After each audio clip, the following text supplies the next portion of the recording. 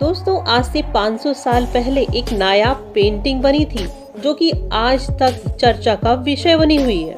कहा जाता है इस पेंटिंग में कुछ ऐसे रहस्य और राज छिपे हुए हैं जिसके बारे में वैज्ञानिक भी ढूंढने में विफल हो गए। तो आखिर कौन सी है ये पेंटिंग और इसमें क्या राज छिपे हुए हैं, आज के वीडियो में जानेंगे। पर उससे पहले अगर आज आप हमारे चैनल पर नए हैं तो प्लीज चैनल को सब्सक्राइब कर लीजिए और वीडियो पसंद आए तो उसे लाइक जरूर कीजिएगा। तो दोस्तों, आज से 500 साल पहले इटली के एक जीनियस लियोनार्डो दा विंची ने एक ऐसी पेंटिंग बनाई थी जो कि आज भी एक मिस्ट्री बनी हुई है। उस पेंटिंग का नाम है मोनालिसा।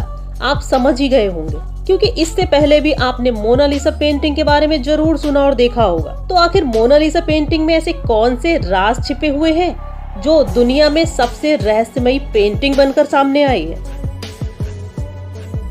फैक्ट नंबर 1, 23 जून 1952 को एक यंग फ्रेंच आर्टिस्ट ने पेरिस के एक होटल की चौथी मंजिल से कूदकर अपनी जान दे दी थी।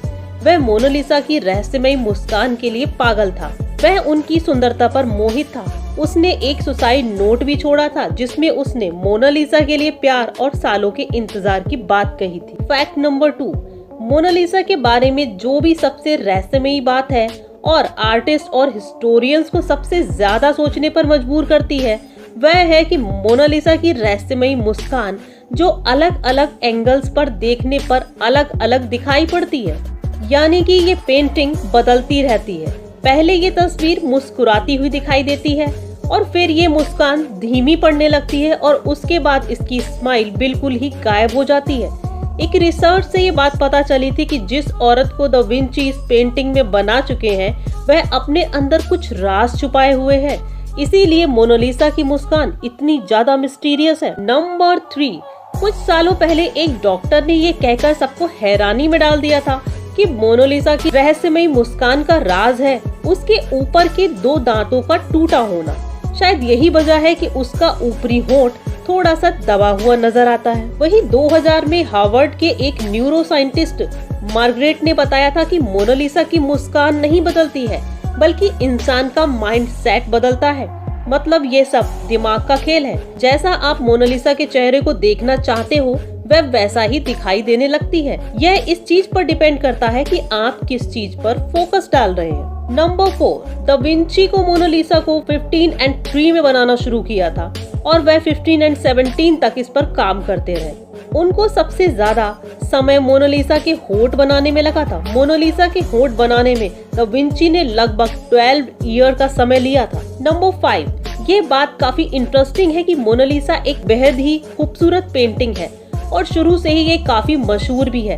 लेकिन इतनी मशहूर ये कभी नहीं हुई जितनी ये तब हुई जब पेरिस के एक म्यूजियम से इसको चुरा लिया गया था। नंबर 6, दुनिया की सबसे मशहूर पेंटिंग को दुनिया के सबसे बड़े म्यूजियम से चुरा लिया जाना एक बहुत बड़ी हैरान करने वाली घटना थी। लेकिन उससे भी ज्यादा हैरान कर देने वाली बात तो ये थी कि चोरी के इल्जाम में जिस आदमी को शक के घेरे में लिया गया वह एक और महान पेंटर, हाँ जी, जो शुरुआत में पाब्लो पिकासो, इन पर ही पहले इस चोरी को करने का इल्जाम लगा था। लेकिन इसके बाद काफी पूछताछ और इन्वेस्टिगेशन के बाद उनसे ये आरोप हटा दिया गया। नंबर 7, तो आखिर कौन था वो इंसान जिसने मोनालिसा की पेंटिंग को चुराया था। 1911 में 21 अगस्त के दिन इसे चुरा लिया गया था। लेकिन उस दिन इस चोरी की तरफ किसी और का ध्यान नहीं गया। अगले दिन जब नोटिस किया गया उस म्यूजियम को इन्वेस्टिगेशन के लिए 1 हफ्ते के लिए बंद कर दिया गया। वहाँ के लोगों को लगा कि शायद किसी कंफ्यूजन की वजह से पेंटिंग यहाँ से वहाँ शिफ्ट कर दी गई होगी इसी म्यूजियम। लेकिन बाद में पता चला कि म्यूजियम के ही कर्मचारी ने इस पेंटिंग को चुराया था और वह म्यूजियम के एक छोटे से कमरे में छुप गया था। म्यूजियम बंद होने के बाद वह पेंटिंग को अपने कोट में छुपाकर फरार हो गया था। नंबर 8, यह चोर इटली का एक देशभक्त था और उसका ये विश्वास था कि लियोनार्डो की ये पेंटिंग उसके देश में ही वापस आनी चाहिए और इसे इटली के म्यूजियम में दिखाया जाना चाहिए। तो 2 साल बाद जब इसको पकड़ लिया गया तो उसने मोनालिसा को लेकर इटली के फ्लोरेंस शहर में आर्ट म्यूजियम डायरेक्टर को ये पेंटिंग बेच दी थी। तो 2 हफ्तों तक मोनालिसा पेंटिंग को इटली के उसी म्यूजियम में रखने के बाद 4 जनवरी 1914 को वापस ले जाकर पेरिस के म्यूजियम में लाया गया और उसके अपराध के लिए 6 महीने की सजा हुई। लेकिन इटली ने उसकी इस देशभक्ति का स्वागत किया और पुरस्कृत भी किया। नंबर 9, आपको जानकर बहुत ही हैरानी होगी कि मोनालिसा की एक जुड़वा पेंटिंग भी उपलब्ध है जो कि बिल्कुल लियोनार्डो दा विंची की मोनालिसा जैसी ही दिखती है।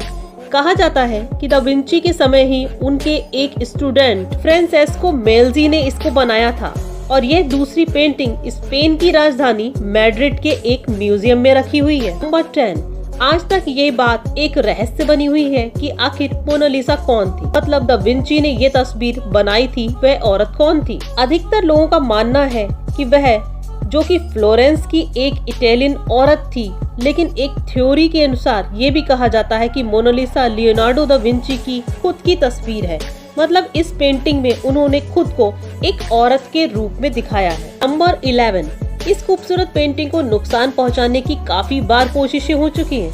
1956 में बोल्वियन टूरिस्ट ने मोनालिसा पेंटिंग पर पत्थर फेंका था, जिसकी वजह से इस पेंटिंग को बाएं हाथ की कोनी के पास एक छोटा सा निशान हो गया था।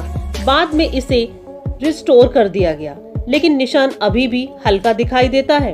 इससे पहले एक व्यक्ति ने पेंटिंग पर एसिड फेंका था। इसके बाद पेंटिंग की सिक्योरिटी को देखते हुए इसे बुलेट प्रूफ ग्लास के अंदर रख दिया गया, लेकिन इसके बाद भी एक लेडी ने इस पेंटिंग पर रेड पेन से स्प्रे करने की कोशिश की थी और 2009 में एक रशियन लेडी ने इस तरफ चीनी मिट्टी की छड़ी फेंकी थी। नंबर 12, लियोनार्डो दा विंची एक लेखक भी थे, लेकिन हैरानी होती है कि उन्होंने अपने सबसे फेमस पेंटिंग मोनालिसा के बारे में कुछ भी नहीं लिखा। द्वितीय विश्व युद्ध के समय मोनालिसा पेंटिंग को 6 बार अपनी जगह से बदला गया ताकि ये बेशकीमती पेंटिंग जर्मन नाजियों के हाथ में न चली जाए। नंबर 13, लियोनार्डो के ही स्टूडेंट ने 1514 और 1516 के बीच मोनालिसा का एक न्यूड वर्जन भी बनाया था, जिसे मोना वाना कहा जाता है, जिसके हाथ और बॉडी की पोजीशन बिल्कुल लियोनार्डो की मोनालिसा जैसी ही है। कहा जाता है कि शायद इसे भी लियोनार्डो दा विंची ने ही बनाया है। यह पेंटिंग पेरिस के एक म्यूजियम में रखी हुई है। नंबर 14, लियोनार्डो ने मोनालिसा को पेंट करने में 30 से भी ज्यादा लेयर्स का इस्तेमाल किया था और उनमें से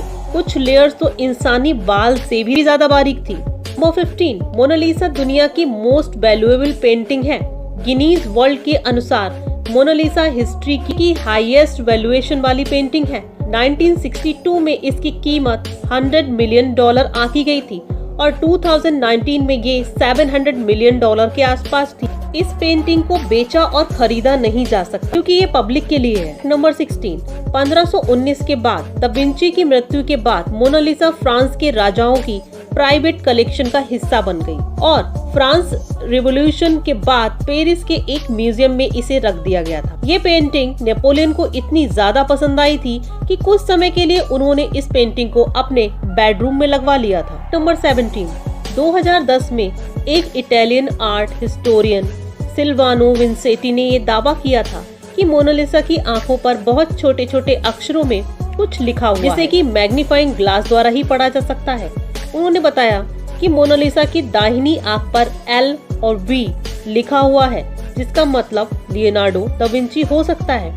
वहीं लेफ्ट आई पर C, E या फिर B लिखा हुआ है। इसका मतलब क्या हो सकता है किसी को पता नहीं है। दोस्तों, ये थे मोनालिसा पेंटिंग से जुड़े हुए कुछ रहस्य। इसके अलावा भी बहुत सारे ऐसे रहस्य हैं जिसे एक ही वीडियो में ला पाना हमारे लिए मुश्किल था, इसलिए अगर आप चाहेंगे तो हम इसका पार्ट 2 भी लेकर आएंगे। वीडियो पसंद आया हो तो प्लीज लाइक करना और चैनल को सब्सक्राइब करना बिल्कुल भी ना भूलें।